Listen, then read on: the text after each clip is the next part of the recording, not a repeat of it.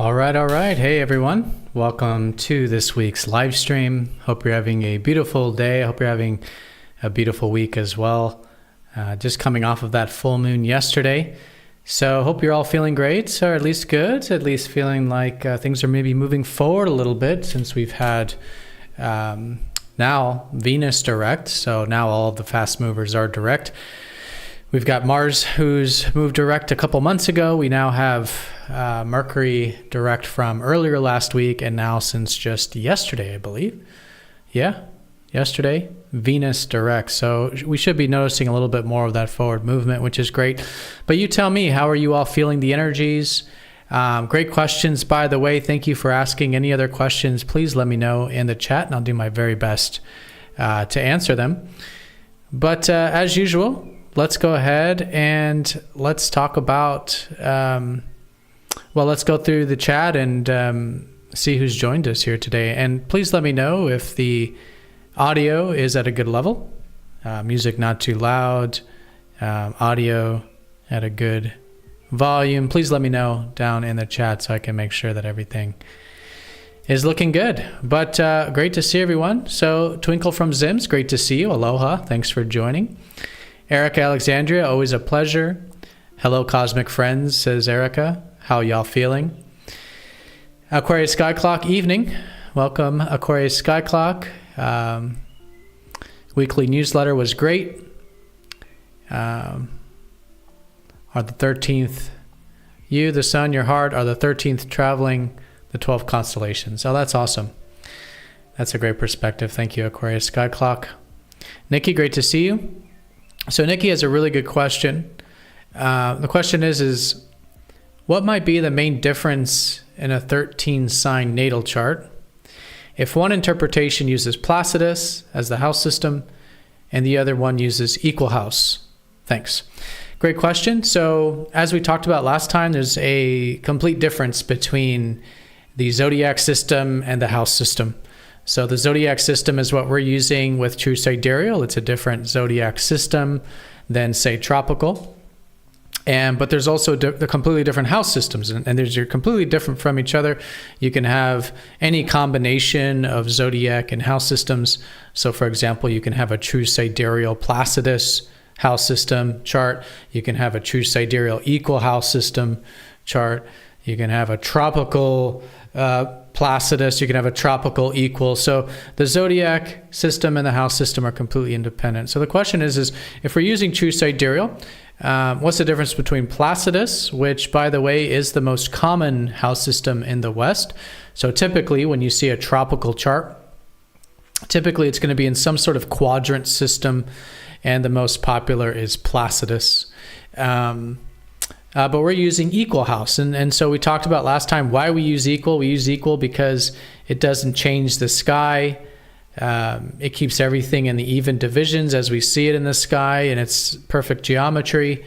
So we're not trying to change that. Whereas, for example, a quadrant system like Placidus does make certain parts of the sky larger than others. And it centers the whole house system around northeast, south, and west. Which makes the highest part of, with their system, it makes the midheaven true south if you're in the northern hemisphere, or true north if you're in the southern. And this can really skew the chart because they'll put the 10th house cusp, which is the highest part of the chart basically, where the midheaven is. And so this might stretch, one quadrant of the houses and shrink another quadrant. And so it can really change the scale of the houses. So the question though is like, what's the interpretation difference? What's the difference between a Placidus chart in terms of interpretation and an equal house chart? So I find them all accurate. I think all the house systems are accurate for their intended purposes. Even whole sign, like with Vedic, super accurate, super helpful. So I think it comes down to what they're symbolically representing. So with equal, as we said before, I do find this to be the fundamental chart because fundamentally astrology is the language of the sky. Okay, and this is where we've gotten all of the zodiac, and we've gotten the house system and everything is from the visible sky. So if we want to keep it intact, the sky itself intact, then I do believe that equal is the most fundamental chart. And I think that's going to speak to kind of a baseline, if you will, observation point. So I find it, I'm not going to say the most accurate, although you could definitely make that argument, but it gives a really good fundamental understanding, fundamental bedrock understanding of the perspective. Again, very much grounded in nature, grounded in what you see in the sky. So we can see it perhaps as a more grounded chart in that sense, perhaps.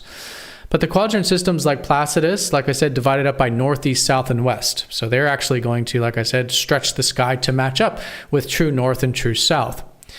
So we don't actually see true north. We don't see true south. We don't see it visibly. So now with Placidus, we know we're talking about more of a unseen aspect of our lives, okay, because we don't see it visibly. And so here I think it speaks a little bit more to what you might call our life experiences. Okay. Whereas the equal house, I think, is more of that kind of grounded perspective. I think with Placidus, you're getting more of a kind of directionary perspective, right? It's the chart, it's the houses divided up by the 4 directions, northeast, south, and west. So Placidus is really good for, I think, getting more direction in one's life. Now, these are not necessarily going to be directions that you will observe. What I've personally found is, like, for example, when you have a planet passing over the midheaven, which, as we said, would be the 10th house for Placidus charts, I find that we don't actually feel that energy personally. I don't think it's very easy to detect it because, again, it's not visible. The midheaven's not visible, and in this case, the 10th house cusp would not be visible. So in this case, the Placidus chart is showing more of a directionary, like what might be good to develop during certain times. Maybe what are we experiencing that we may not be totally aware of, but is certainly in effect, such as maybe the life path, for example. So you can see that it's just a different, I think, lens through which to view the chart. I think, again, they're all accurate. That's only my perspective of the lens. So I ask you, from what you know about Placidus, for example, which is northeast, south, and west, what does that symbolically represent? So for me, I'm seeing it as the directions of life, right? I'm also seeing it as the unseen division of the sky. And so that's what's telling me this kind of interpretation. And that's what's been what I've noticed with those kinds of charts. With whole sign, for example, where you have all of the signs as houses. So if, say, your rising sign is Taurus, then everything in Taurus is the first house. Gemini is the second house, and so forth. And so the signs become the houses. What I find with that system is that those areas, those houses, represent very much these qualities that we're experiencing. And the major themes of what we're having to experience there are the signs themselves. So, for example, with a Taurus first house, we would say that this person's entire life experiences, in terms of developing their identity, who they are, and what they want, which is first house, will be done in a Taurus way. Will be done through self-reliance, resourcefulness, groundedness.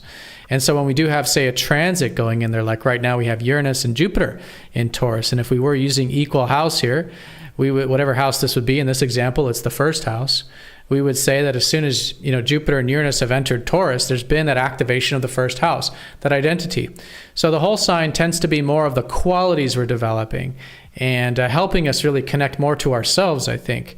Especially in the sense of the zodiac, our certain characteristics and qualities, which is what the signs represent. We do see that with Vedic astrology very strongly. There's those really, really good descriptions of the individual, especially in the context of their persona, like what they're here to develop and grow in terms of these qualities and areas that life is helping them develop, those signs that life's helping them develop. So again, it's taking what the house system is symbolically and then reading it from that perspective and that lens.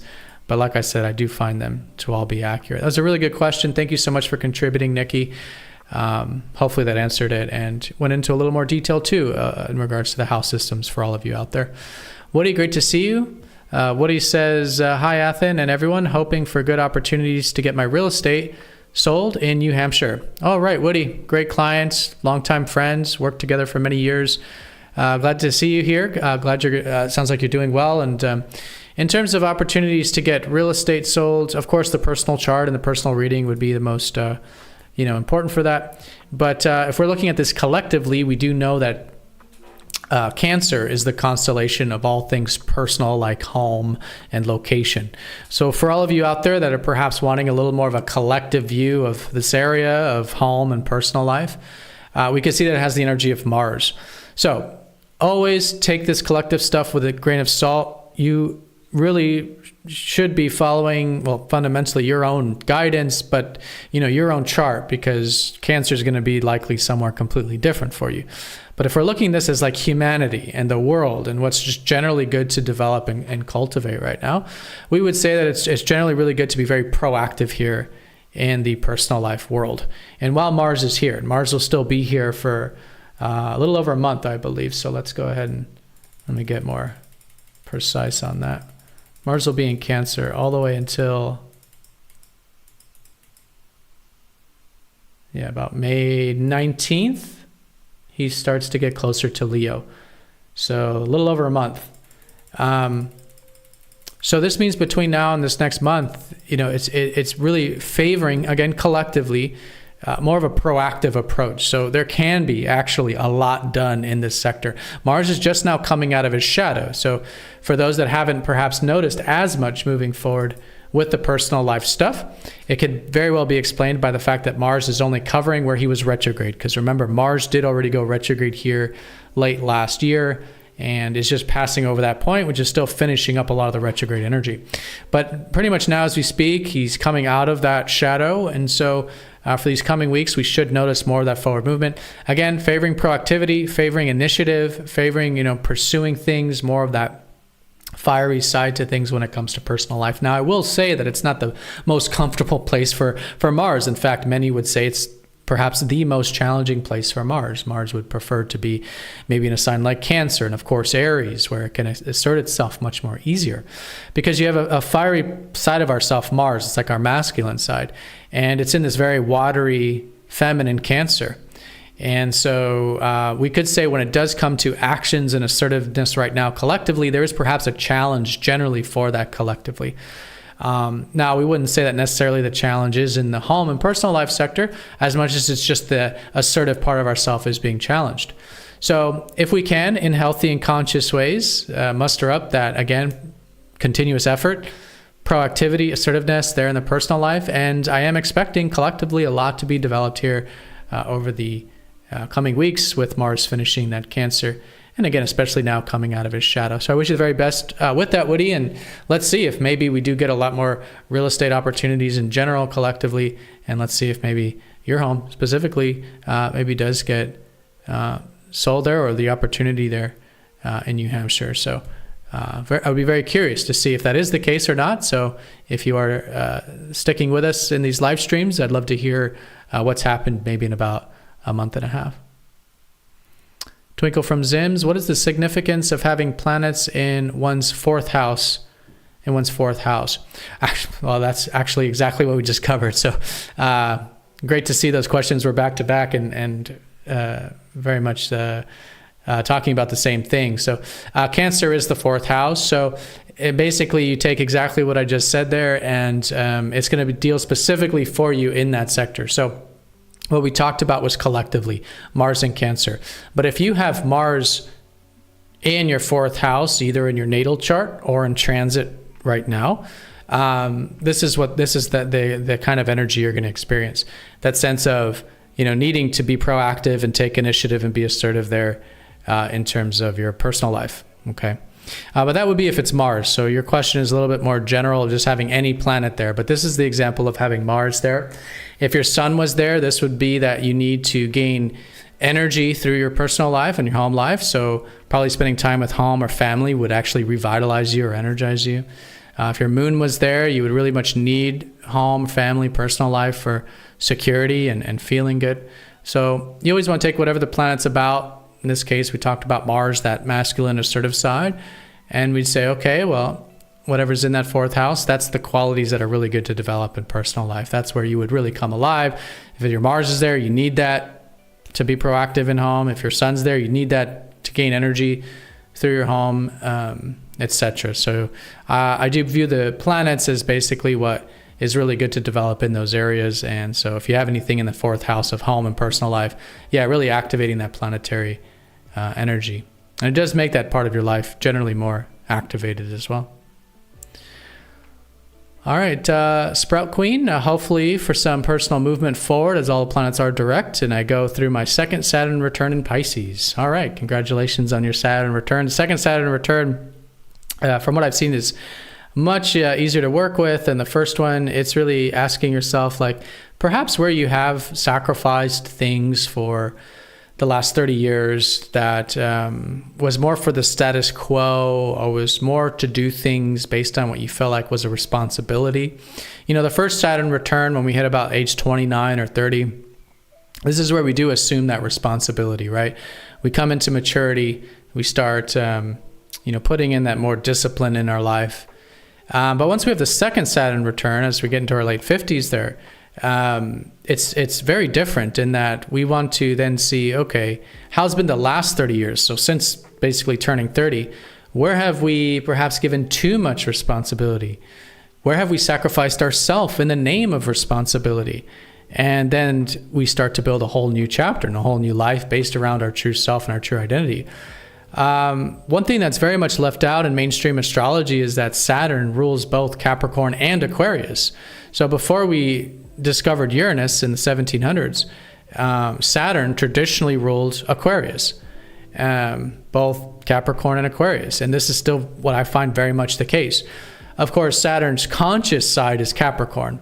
Capricorn is that Saturn energy of discipline and responsibility. So that's Saturn's conscious self, the Capricorn, the sea goat, the climbing of the mountain. But Saturn has a shadow side, which is Aquarius, which is what happens when you go and build your legacy or build your future.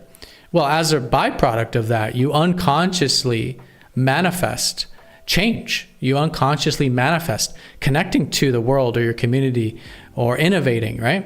So these are the byproducts of Saturn, sort of unconscious or shadow sides of Saturn is Aquarius. So what we find is when we get to the second Saturn return, it's a lot more like Aquarius energy. It's in many ways, if we were to, if we're lucky enough to have the Uranus return, it's actually very similar to that one. That's if we're lucky to reach about 84, 85. But anyways, the second Saturn return is, really questioning more of that individuality and more of how you can induce change in your life, right? And so, yeah, anyways, I wanted to go into that a little bit there, Erica, with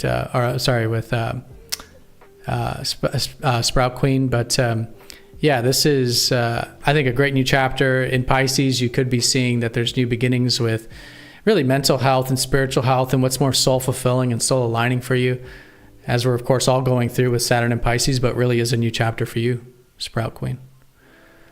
Erica, I'm happy to finally have a vacation to see a body of water plus historical buildings full of charm in this midweek. Oh, that sounds great. Curious where that is. I'm sorry if you mentioned that earlier, but I'm curious where you're vacationing, if you don't mind sharing publicly here.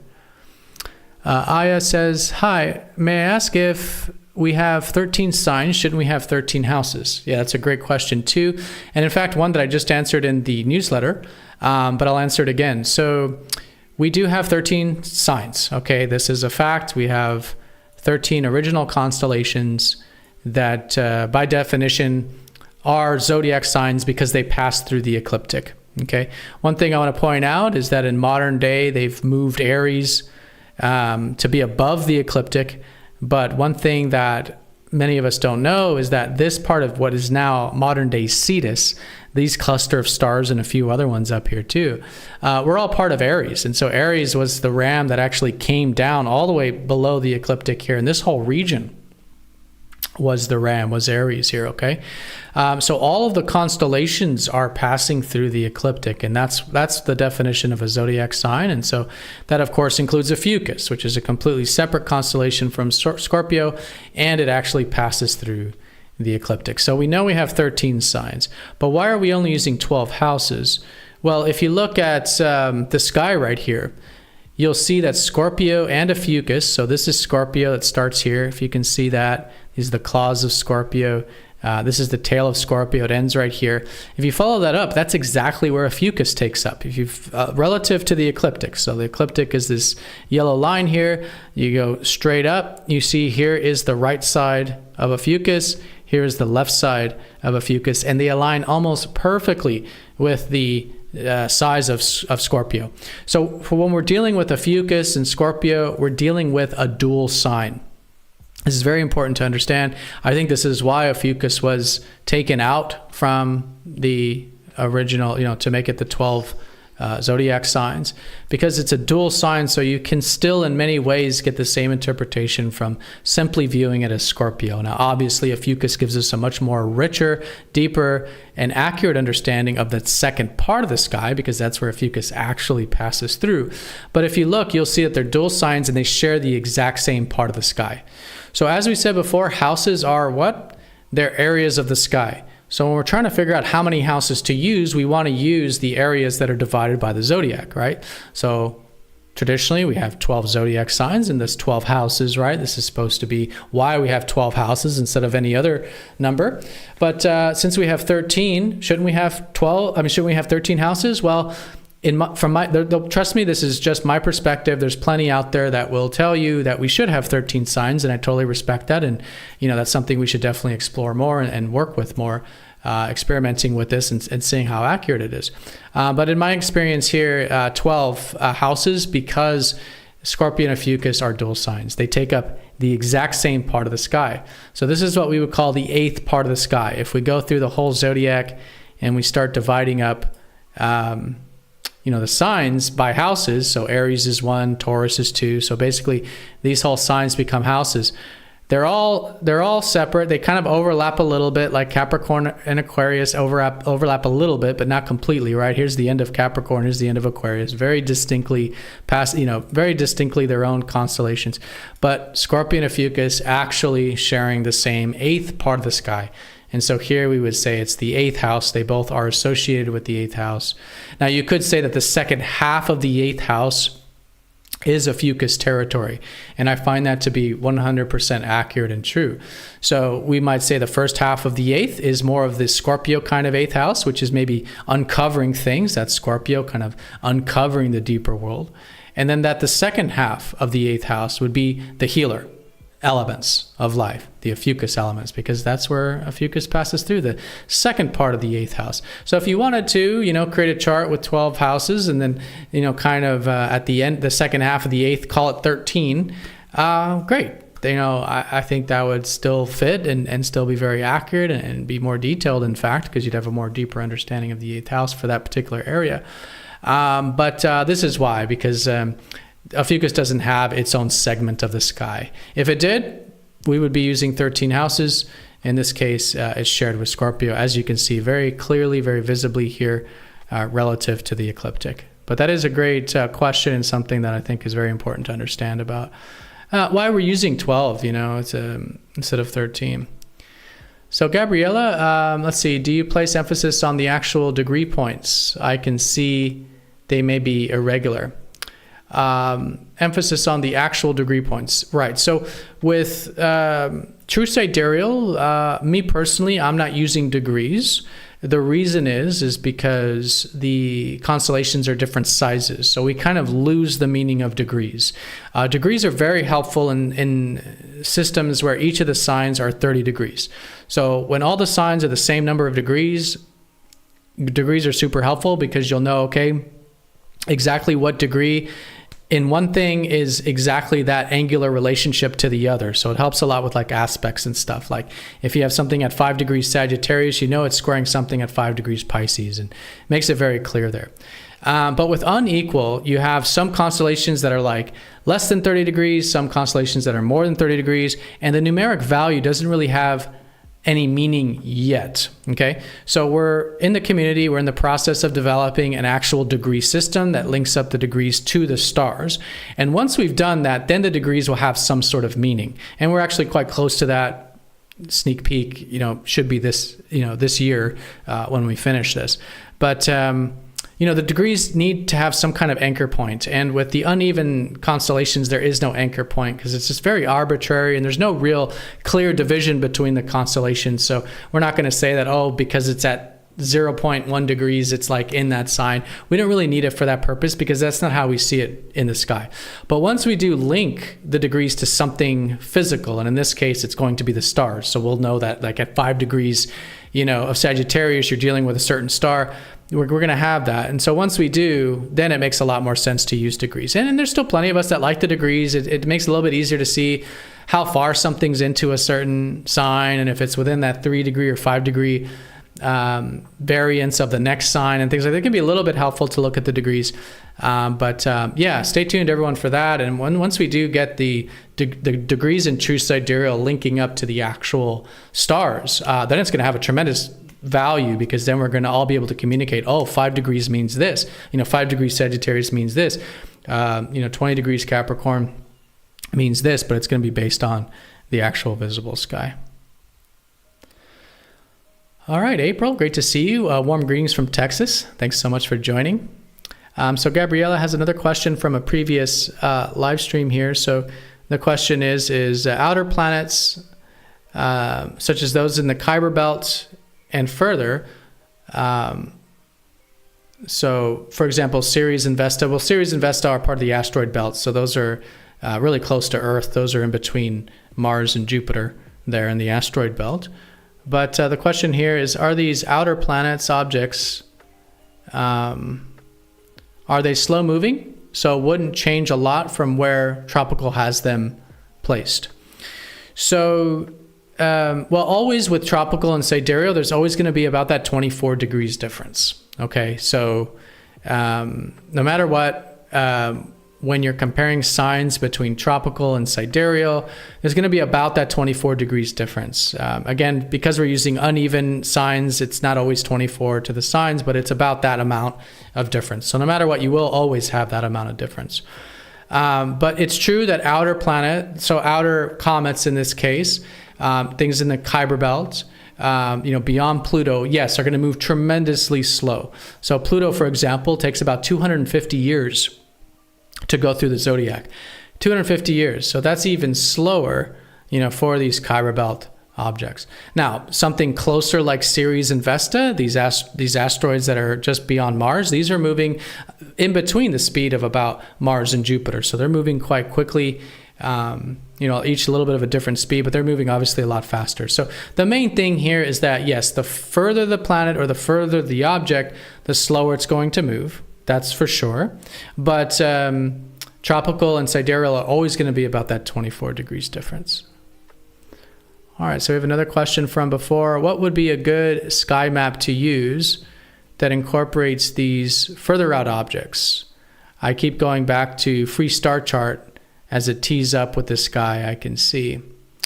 So what would be a good sky map to use? Right, so right now I recommend the Stellarium. So Stellarium is a planetarium software that you download on your computer. A lot of you in the community have used it. And it has all these objects. You can, of course, use software like Prometheus, and that's going to give you it in chart form. And Prometheus does have a very extensive list of asteroids. So I would recommend actually going to Prometheus and using that, because then it's going to be in astrological chart form.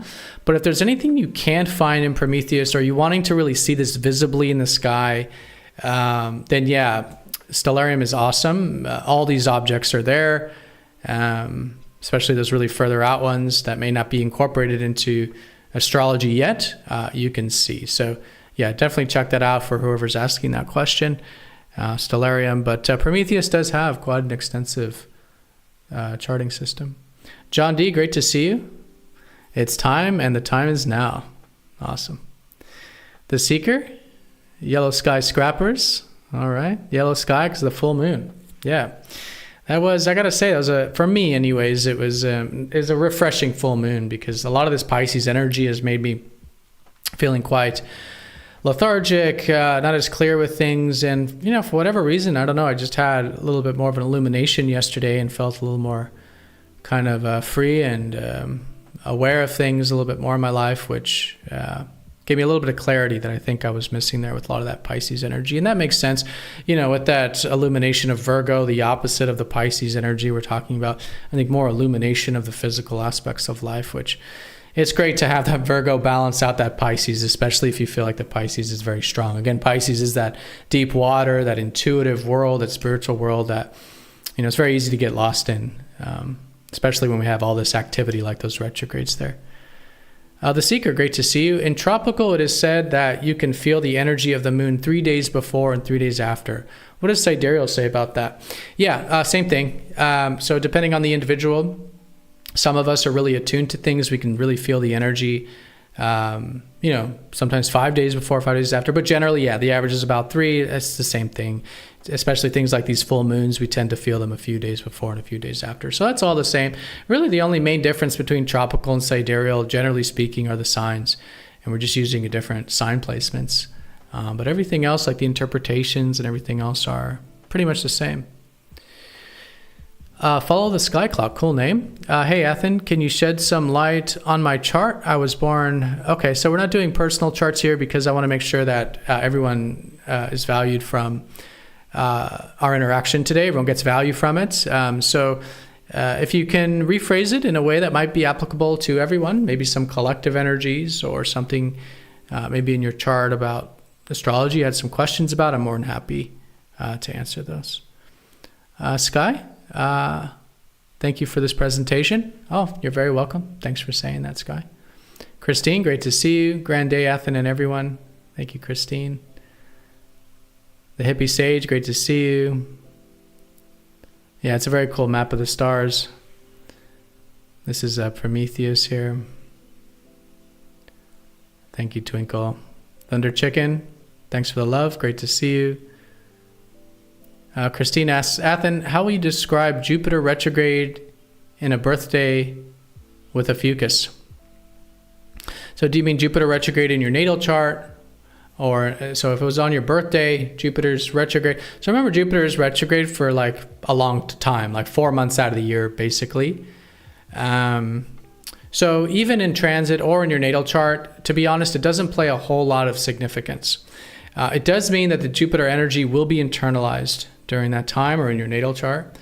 And so it does mean things like your adventurousness, your philosophical seeking, your spirit for life tends to be more internalized, okay? So more thinking about it, kind of reflecting on it, not as much moving forward with it, okay? So that's how we would typically interpret that. And if it's in a transit, it's just sort of, at the moment of when that was happening. With a fucus, if you mean Jupiter's in a fucus, then that healing energy would be internalized as well. So if there was a birthday or your natal chart when Jupiter is retrograde in a fucus, it's actually bringing a lot of that wisdom, that internalized wisdom about healing, personal transformation, all that deep stuff of a fucus, really Jupiter giving that higher perspective and that higher insight on, but in that more internalized fashion. I hope that answers your question, Christine. Hey, Frequency 528, great to see you. Happy Sunday to all of the cosmic electric beings. Great to see you. Frequency, thank you.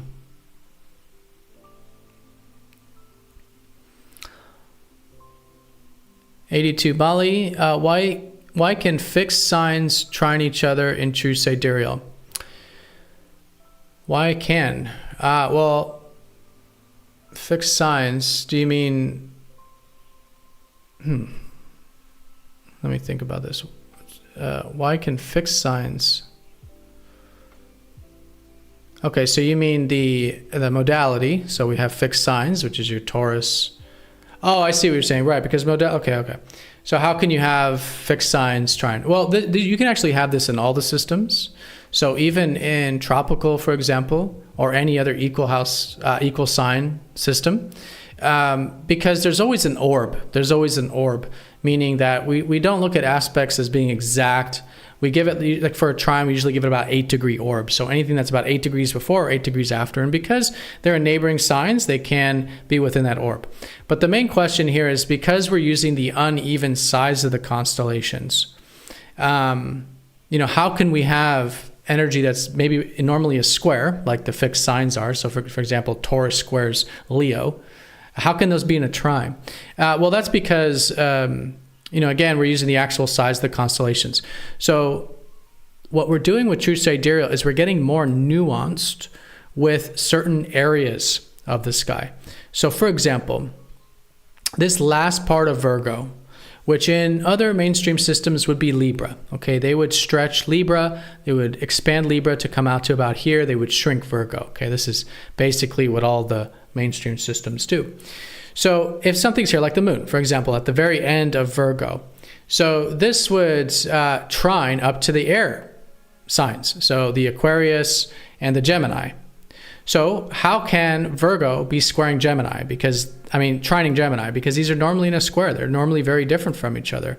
In this case, these are mutable signs, but very different. And the answer to that is that the end of Virgo is very different from the beginning of Virgo. So the beginning of Virgo, which is the head of Virgo, it's the more analytical side of Virgo. These definitely square up to, in this case, the Gemini energies. Okay. The end of Virgo, getting closer to holding the scales, deals much more with seeking balance and fairness. So with this part of Virgo, though, it deals more with improvement, more of working with things. So our skills, our natural talents, abilities in terms of actually working with them, finding balance with them. Our work and service, especially this later part of Virgo, very much our work and service. As we see with Libra, it deals a lot with interpersonal relationships. So what we're dealing with true sidereal is a blending of energies. It's a spectrum. It's not like one sign ends and one sign begins, and then it's like clear cut. No, it's like everything is this cycle of life. The zodiac is the cycle of life. And there's no all of a sudden you go from one thing to the next. You're constantly slowly blending from one to the next. So we could say that everything on the second half of Virgo is more Libra-like, and everything on the first half of Virgo is more Leo-like, right? So these are the signs next to them, right? So Leo's over here, Libra's over here.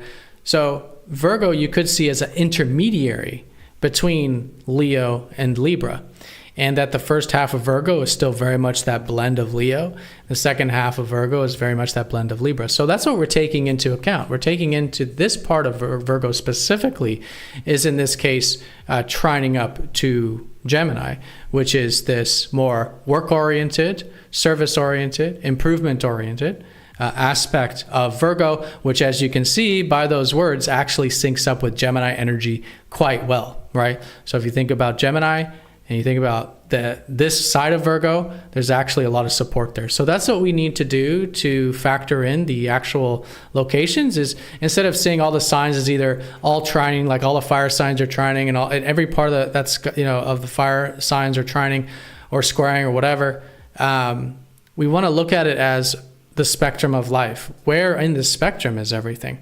Because you're right, like this part of Virgo squares up to Gemini, and trines up to Gemini in the sky. It's forming the 120-degree relationship. And so we need to read that in without looking at it as Virgo as this kind of a general thing, and start to look at it as, okay, this is the later part of Virgo. This is the part of Virgo that deals more with that movement, the legs, right? It's very Gemini in that sense. Movement, the legs, the work, the service, the improvement. This is, that's what's trining. That's what's trining in this example, okay? But that's a really good question. But remember that there's always going to be trines that may normally be squares, even in mainstream astrology. But you're right that this does become much more common in true sidereal.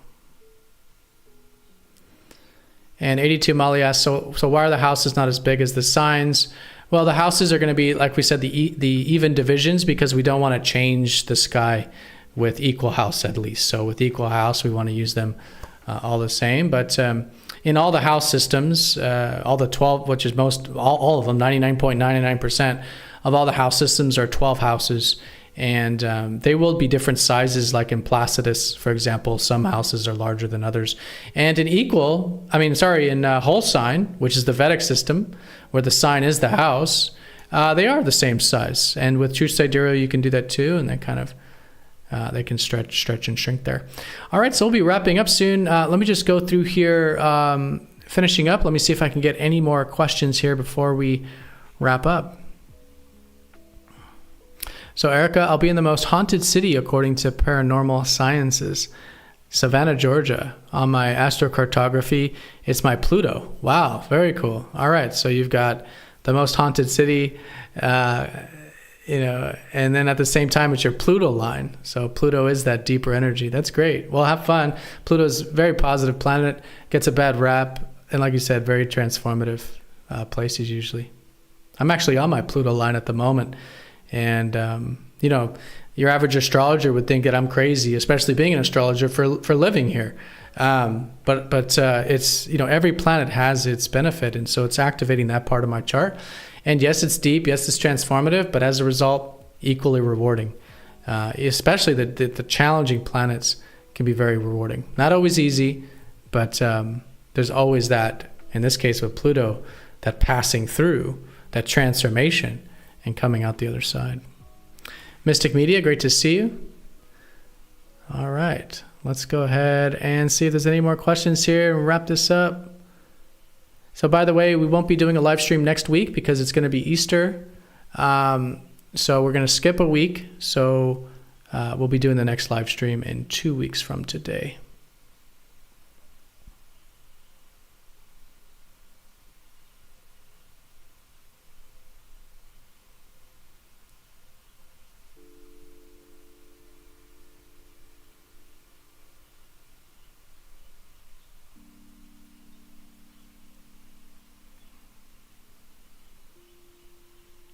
All right.